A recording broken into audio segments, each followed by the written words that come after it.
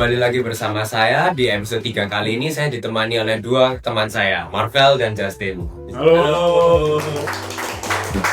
Nah, jadi hari ini kami ingin membahas mengenai suatu pelajaran yang menarik sekali, sosiologi. Dan bisa dimulai dari Marvel mungkin. Dari dalam pelajaran sosiologi ini kita belajar apa sih? Jadi di kelas sosiologi ini kita belajar materi baru nih, namanya globalisasi. Oh gitu. Gitu. Jadi kami disuruh untuk kita dapat tema gitu. Tema Oh, iya. itu budaya luar, tentang Oh, globalisasi gitu.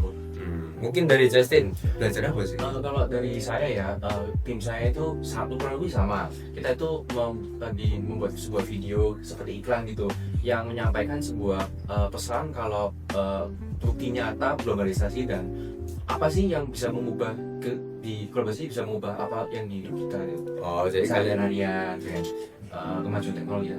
jadi kayak research gitu ya. Research. Nah, project yang kalian lakukan di sosiologi ini ngapain? Mungkin Justin Proyeksi yaitu yang membuat iklan tentang membuat iklan gitu. membuat iklan yang membuat pesan kalau hati-hati loh, karena kemajuan kita dapat kebetulan sih kita dapat kalau di grup kita dapat tentang teknologi, kemajuan teknologi. Nah, kemajuan teknologi kan banyak nih informasi yang beredar di luar sana, kayak di website Google kan bisa nih kalau mau searching langsung aja lihat handphone kan. Oh iya, langsung Cuma ChatGPT gitu kan. cuma kan gitu kan gara-gara itu minimnya penyaringan informasi. Nah, kita mau bikin ya hati-hati loh, dan tidak semua fakta di sana benar gitu. Oh, jadi kayak suatu iklan buat nyaringin ke audiens bagaimana gitu. Kalau untuk Marvel sama ya? Sama, jadi kami juga disuruh membuat sebuah iklan dengan tujuan kita itu mau gimana sih orang-orang ini menanggapi globalisasi itu gimana. Kebetulan topikku tentang budaya luar. Kalau kita lihat sekarang kan banyak banget nih budaya-budaya luar yang masuk ke kita, dan kita itu terkadang tuh belum siap buat adanya masuknya budaya yang ada. Jadi dari iklan yang kita buat itu kita buat gimana caranya orang-orang tuh jadi mikir, oh kayaknya nggak semua budaya bisa kita terima deh. Kayaknya ada beberapa yang harus kita salin. Karena apa? Karena dari budaya yang masuk itu secara nggak langsung itu mempengaruhi dampak kita keseharian. Oh iya, betul sih, betul tuh. Nah, untuk pertanyaan kedua mungkin, fenomena apa yang dari globalisasi ini yang kalian telah pelajari? Mungkin di kelas ataupun dari video gitu. Kalian pelajari itu yang menarik itu apa sih? Kalau dari aku ngerasa karena topikku tentang budaya luar, Iya. dia ngerasa kalau ternyata secara kita nggak sadar nih budaya luar tuh mempengaruhi keseharian kita. Oh iya, betul sih, betul. Ya kan? Jadi kayak gimana budaya luar itu banyak banget yang masuk ke kita, dan tanpa kita sadari itu mempengaruhi kita dalam bentuk positif maupun negatif gitu. Oh iya.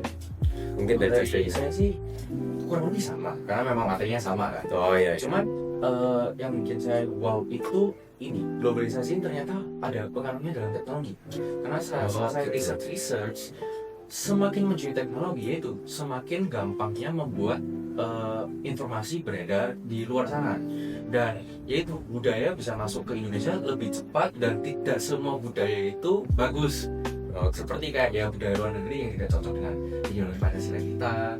Ya, seperti itu mudah, sangat mudah untuk mempengaruhi otak kita lah.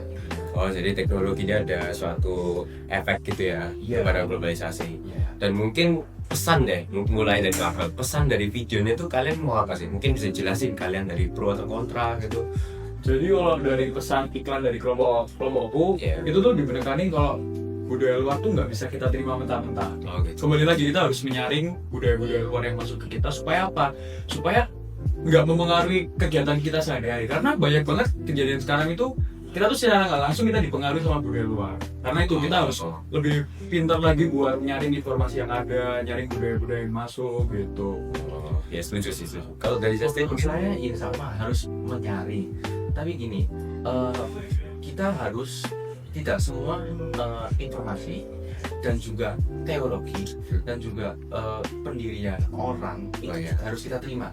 Oh gitu. Karena gini, untuk pendirian ya pendirian kita saja.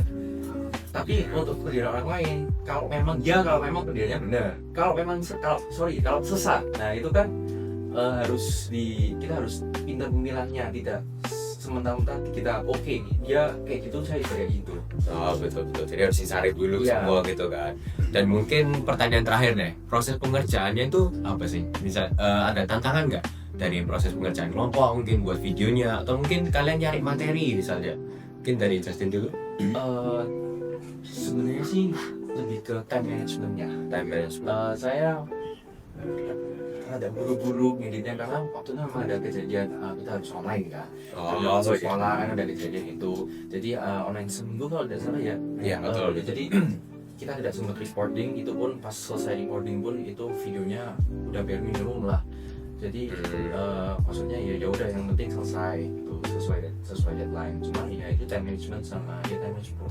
Time management. Oh, mungkin dari kelompoknya Margal bisa disebut. Kalau aku pribadi setuju sama Justin, bener. Time management itu benar-benar benar-benar jadi satu hal yang penting gitu. Cuman kalau dari aku, kita tuh dari project ini aku belajar kita tuh harus lebih bisa beradaptasi. Karena waktu itu misalnya kita mau recording di library nih, kan kita udah janjian nih sama Google Library kan. Terus tiba-tiba ada kelas gitu yang pakai library, jadi kita harus menyesuaikan ini, kita harus menyesuaikan gimana ya tempat kira-kira yang vibes-nya tetap dapat, cuman nggak di library gitu. Jadi selama pengerjaan project itu kita nyari, kita itu cepat ya, kalau bisa dibilang kelompok kita itu cepat buat beradaptasi kayak nggak bisa gini, oke langsung gini, jadi lebih spontan gitu. Oh, jadi kayak ada kendalanya gitu ya? Iya, kita setelah ada kendala kita harus nyari solusi, apa ya enaknya buat gantiin gitu. Oh, ya setuju sih. Nah, mungkin untuk pertanyaan yang terakhir nih, mungkin apa yang kalian dapat dari pelajaran sosiologi ini dan globalisasi sendiri?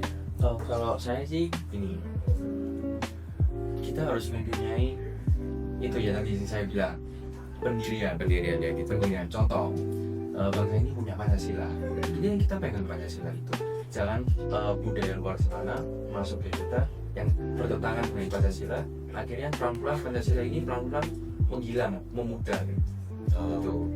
Kita harus teguh dengan pendirian kita, ya agar tidak dicuci otak sama orang lain lah. Ya betul.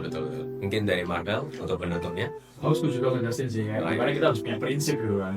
Tapi kalau dari aku, menurutku yang penting dari project ini yang bisa kita terima ya, itu tuh gimana kita tuh sebagai tim kerjasama bareng. Jadi dari awal tuh kita banyak banget pendapat, kita berlima banyak pendapat, cuman gimana caranya dari 5 pendapat ini bisa jadi satu. Karena goal kita sama nih, cuman beda semua kan, beda semua maunya apa, cuman at the end kita dapat satu solusi. Nah dari situ banyak banget nih kayak masukan-masukan dari anak-anak, nanti kita gabungin, kita jadiin satu. Nah dari situ kita belajar kalau dengerin orang lain itu penting kok. Iya, Cuman ada kayak perspektif gak yang dari kalian yang misalnya berubah gitu, mungkin awalnya gak kayak gitu. Itu sesuai dengan topikku ya, budaya luar. Itu kita ngira kayak ya udah budaya luar masuk aja gitu kan, selama memberikan dampak positif ya udah. Cuman setelah kita mendalami tema ini, kita belajar kayaknya nggak bisa deh semua materi masuk ya, semua tema masuk kayaknya nggak bisa deh. Jadi kayak walaupun banyak globalisasi ya, kita nggak bisa nyalain, emang globalisasi sekarang sepesat itu kan, apalagi ada teknologi juga kan. Jadi budaya masuk tuh gampang banget. Nah jadi gimana caranya kita itu bisa menyaring nih, kita mau filter kayaknya budaya ini oke deh diterima di sini, kayaknya yang ini jangan deh gitu. Jadi menurut kami itu ya itu penyaringan itu penting biar kita nggak terima informasi itu secara mentah-mentah gitu kan. Dan ya. Berarti mungkin perspektifnya yang beda itu ya. Mungkin dari Justin mirip-mirip kayak Markel gitu ya. Tadi saya Dan sekian dari episode 3 kali ini, dan thank you Marvel, thank you juga Justin sudah mau datang ke podcast kali ini, dan sekian dari podcast ini, sampai jumpa di next time. Dadah.